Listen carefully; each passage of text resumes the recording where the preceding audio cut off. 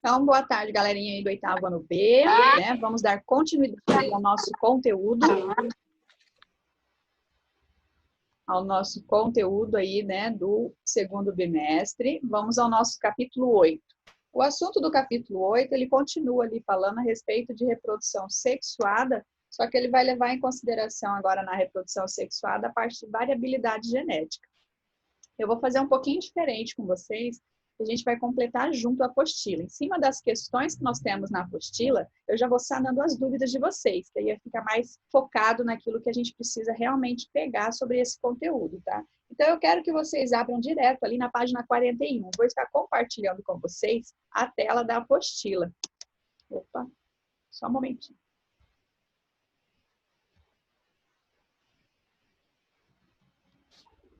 Aqui, vamos lá. Então, vamos ali direto. Quando a gente está falando, retomando só um pouquinho do conteúdo que a gente estava falando antes do nosso recesso, né? A gente falou um pouquinho da reprodução assexuada também, né? Juntamente com a reprodução sexuada. Levando em consideração que a reprodução assexuada, em nenhum momento, ela vai gerar indivíduos com variabilidade genética, tá? Todos os indivíduos que temos ali da reprodução assexuada, eles vão ser idênticos geneticamente à mãe. A única forma de reprodução que vai nos levar a ter reprodução, né, com variabilidade genética, ou seja, os indivíduos gerados, é a reprodução sexuada, tá? Então, vamos ali na página 41, tá? Felipe e Cauê que entraram agora, capítulo 8, página 41 da apostila. Nós vamos direto aí nos nossos exercícios, para em cima dos nossos exercícios, a gente está aí tirando as dúvidas de facilitar para vocês, né, para aqueles que querem aí já completando a apostila. Posteriormente à nossa aula, estarei enviando para vocês o gabarito, tá? Para vocês conferirem aí se tem alguma resposta incompleta, tá? Não é porque eu estou mostrando a resposta que nós temos aí. Eu posso colocar uma resposta idêntica com outras palavras, mas que está aí aferindo o mesmo conteúdo, tá bom? Ainda está embaçado, né? Deixa eu ver se eu amplio. Deu para melhorar aí, galera? Tá enxergando? Não, Juliana? Se eu for mais, vai ampliar mais do que a tela, eu acho. Deu? Lembrando que posteriormente aí a gente vai ter o gabarito disponível para vocês, tá? Então vamos ali na número 1. A número 1 é uma questão de vestibular, gente. Ela já caiu 2 vezes no Enem. Se não me engano, foi no Enem de 2007 e 2012. Deu um intervalo bom aí entre as duas, mas já caiu 2 vezes no Enem. Leia aí o texto a seguir. Certos micro-organismos continuam a causar preocupações. Eu vou ler da minha apostila, que é mais fácil, tá? Um levantamento da Organização Mundial da Saúde em 114 países indicou que a resistência de bactérias a antibióticos é atualmente um fenômeno global. Lembra que a gente falou que as bactérias elas teriam aí o aumento da resistência a antibióticos devido ao quê? Ao aumento do consumo de antibióticos frente à não necessidade de receita. Hoje já precisa-se de receita, né? Mas durante muitos anos a população chegava no balcão da farmácia e pedia um antibiótico e era vendido. Algumas farmácias ainda fazem isso de forma ilegal, tá? Isso fez com que as bactérias, ao longo dos anos, viessem a ter aí, né, a resistência a determinados antibióticos, tá? Então, ali ele fala para nós, assinale a alternativa que apresenta a proposição correta sobre as bactérias e o aumento da variabilidade genética que possibilita a resistência aos antibióticos. A alternativa da letra A é a resposta correta, porque ela fala assim, as bactérias doadoras, né, podem transferir o DNA para uma receptora por meio da conjugação, na qual ocorre um contato celular. Nós falamos a respeito disso um pouquinho antes das férias. Lembra que quando eu falei para vocês, quando uma bactéria que tem resistência vai fazer a conjugação com uma outra bactéria, ela vai transferir esse material genético dela, que tem ali todos os dados, né, no material genético de resistência ao antibiótico, tornando a outra bactéria resistente ao antibiótico também. Quando ela não é, ela vai se tornar. E é por causa dessa transferência do DNA da bactéria que já tem resistência, ela vai transferir para a bactéria que não tem resistência, fazendo com que essa se torne resistente ao antibiótico. E aí a número 2 fala assim, ó. É só um momentinho, deixa eu só anotar aqui. Número 2 fala assim, as bactérias se reproduzem por bipartição e também realizam a conjugação. Qual é a diferença entre esses dois processos, né? A gente vai falar ali que no processo de bipartição, né, a bactéria, ela duplica o DNA, né, igual tá aí na resposta, uma resposta muito coerente que tá aí na apostila, tá? E ela se divide. Então, ela vai duplicar primeiro o material dela, depois ela vai se dividir, né, transmitindo o material genético para cada uma das células filhas, né? O que vai ser aí? Vão gerar clones. Então, as bactérias filhas vão ser idênticas às bactérias mães. Isso aí é no processo de bipartição. Quando a gente fala no processo de conjugação, a bactéria doadora do material genético, né, ele vai ser misturado ao material genético da bactéria receptora, de modo a tornar essa bactéria, né, geneticamente diferente a que foi dada lá, né? Então, essa mistura do DNA com a célula doadora vai fazer com que a bactéria seja geneticamente diferente. E isso é um processo, a bipartição, ela vai ser mais chamada do processo de assexuado, tá? Porque as bactérias filhas vão ser idênticas às bactérias mães, tornando elas geneticamente idênticas. Clones, que a gente fala. Quando a gente fala no processo de conjugação, a gente pode levar em conta que vai ter a variabilidade genética, por causa que vai ser o quê? Uma mistura do material genético da bactéria receptora com a bactéria doadora, né? Fazendo com que o indivíduo a ser gerado vai fazer o quê? Ele ser geneticamente diferente da mãe. Ok? Até aí, tranquilo, galerinha? Posso passar para a página 42? Tem alguma dúvida até aí? Sara, tá tudo tranquilo? Ju, posso virar? Beleza, eu tenho para mim transformar aí, virar, e eu preciso diminuir, tá? Então, vamos ali direto para a página 42, tá? Eu tô com soluço, gente. Espero que não me atrapalhe falar. Vou aumentar mais um pouquinho. Tá bom assim, galera? A número 1 dá para ver ali que a alternativa é a B. A D, perdão, D, né? Mais um pouco, Ju? Bianca, dá para ver? Lembrando que vocês vão receber aí o gabarito posteriormente, tá? O aí, ó, definiu bem. Só não dá para ver a número 1 ali, tá? Mas vocês têm aí na apostila. Então, eu tenho ali, ó, a número 1. Existem organismos capazes, né, de apresentar duas formas diferentes de reprodução em situações favoráveis, tá? Reproduzem-se assexuadamente. Mas, sob condições ambientais estressantes, a reprodução torna-se sexuada. Nessa situação, a reprodução sexuada pode ser considerada vantajosa por... Aí tá na cara que é a letra D, né? Por gerar indivíduos aí com novas combinações de genes, né? Os genes, eles vão fazer parte do cromossomo, tá? São os genes que carregam as nossas informações, todas elas. Então, a gente tem vários genes, porque são muitas informações relacionadas ao nosso indivíduo, tá? A uma pessoa só. O que acontece? Quando eu tenho os genes, eles vão ser impares e eles vão constituir o cromossomo. O cromossomo, ele é constituído por vários genes, ok? Essa é a diferença. Então, o cromossomo, ele é constituído por gene, a diferença entre um e o outro. O gene faz parte do cromossomo, ok? Então, a letra D aí, que é gerar indivíduos com novas combinações de genes, né? Aí, a número 2, ele fala assim... Por que a conjugação é considerada um processo intermediário entre a reprodução assexuada e a sexuada? E ele fala ali por quê? Porque na conjugação não ocorre troca de gametas entre os indivíduos. Só que existe o quê? A troca de material genético, que é o que a gente falou ali das bactérias.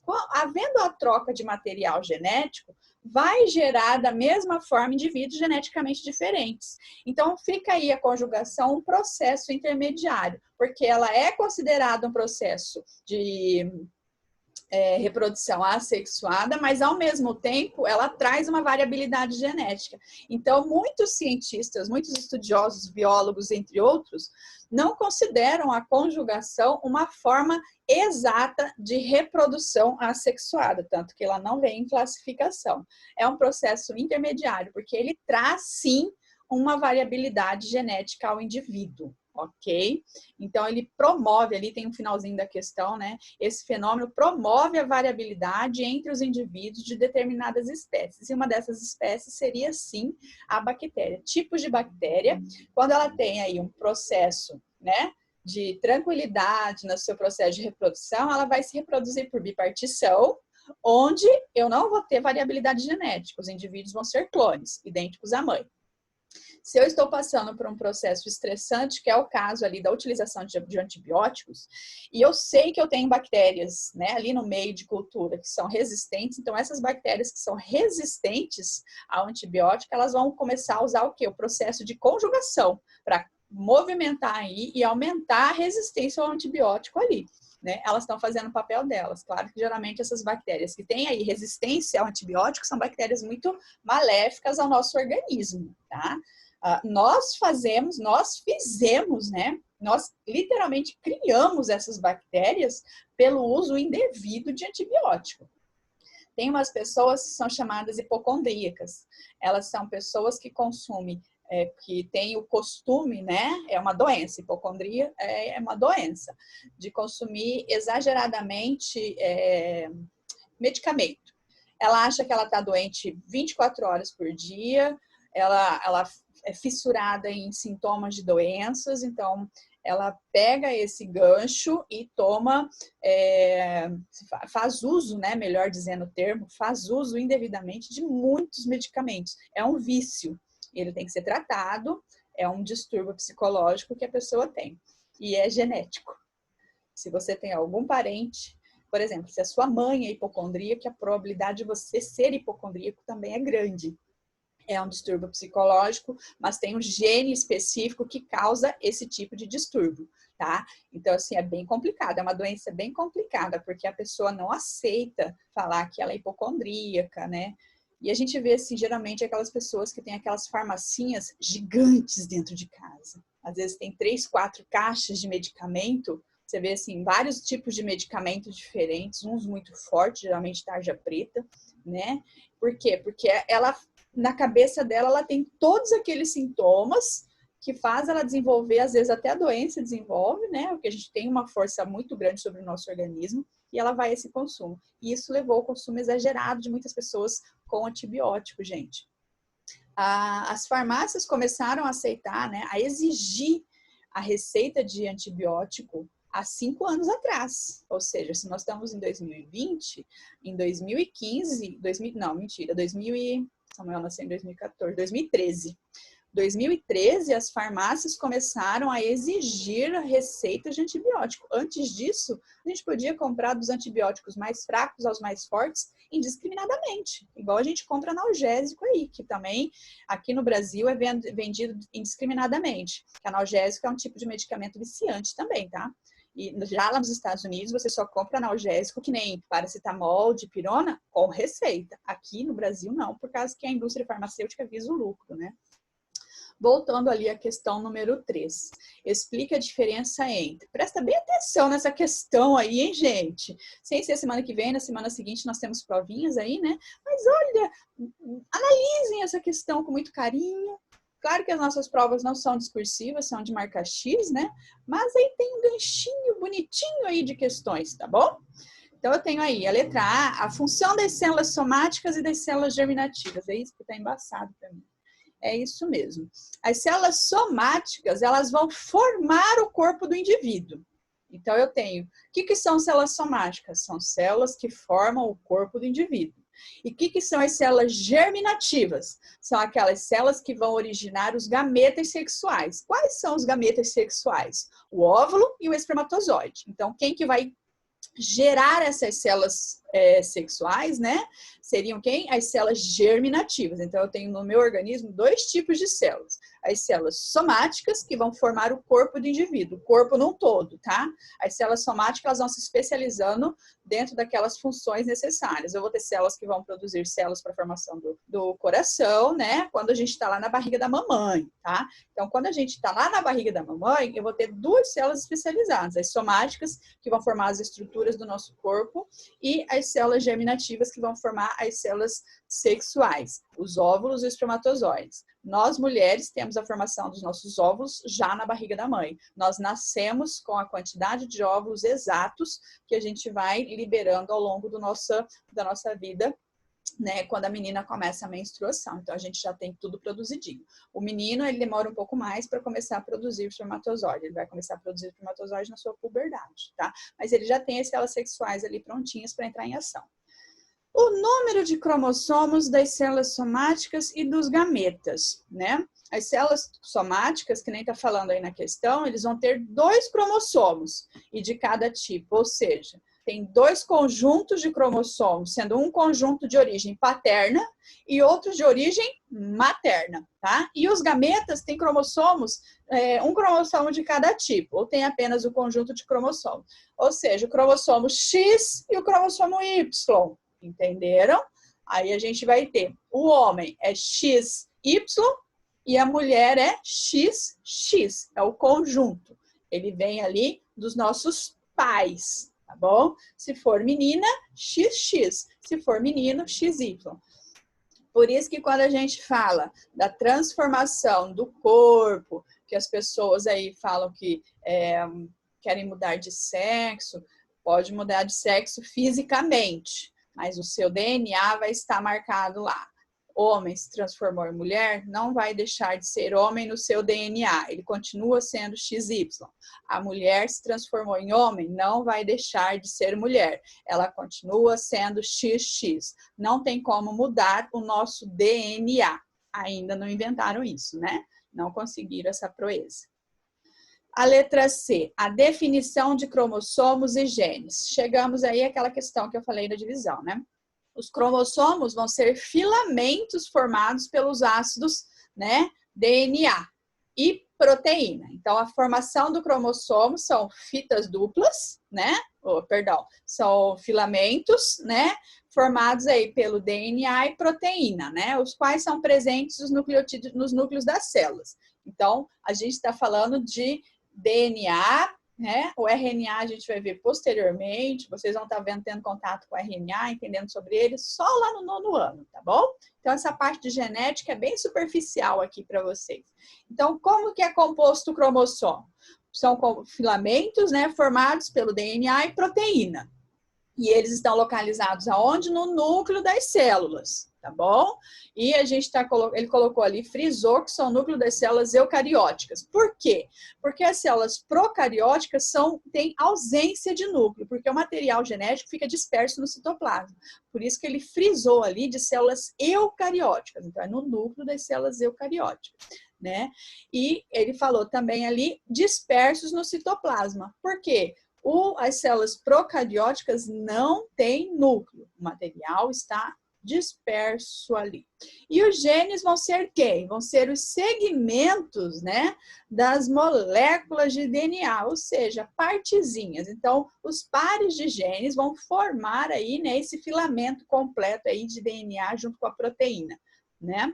E trazendo aí as características herdadas. Ah, professor, o que é características herdadas? São as características que você herdou do seu pai ou da sua mãe, ok?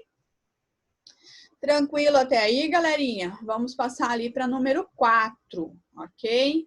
Então, nós temos ali a número 4. Nós temos um pequeno textinho aí.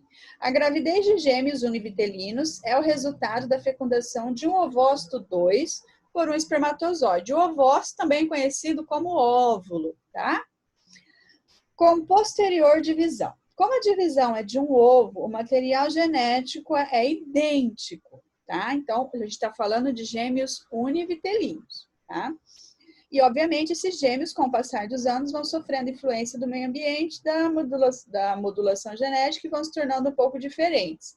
Mas essas características intrínsecas vão permanecer. Ele está falando das características intrínsecas, aquelas adquiridas geneticamente, tá?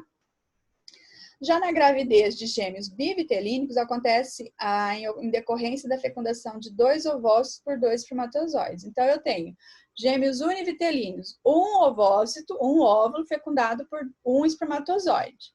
E no bivitelíneo, eu tenho 2 óvulos fecundados por 2 espermatozoides. Por isso que a predominância de univitelínicos, né, nós temos a predominância de ser sempre do mesmo sexo, tá? É muito raro ter univitelínicos, tá? De sexos diferentes. É mais fácil você ver gêmeos bivitelínicos, tá? Serem de sexos diferentes. A gente tem essa disparidade. Não quer dizer que é via de regra para nenhum deles. Eu tô falando que é só mais fácil de visualizar, ok? Aí na apostila de vocês, é que eu não vou mexer ali para não mexer na configuração, tá? Para não ficar aí embaçado. Eu tenho um esqueminha a seguir, que o número 1 fala dos gêmeos univitelínicos, tá? Um ovócito, um óvulo, né, fecundado por um espermatozoide, gerou 2 crianças, geralmente do mesmo, geralmente, não é via de regra, tá?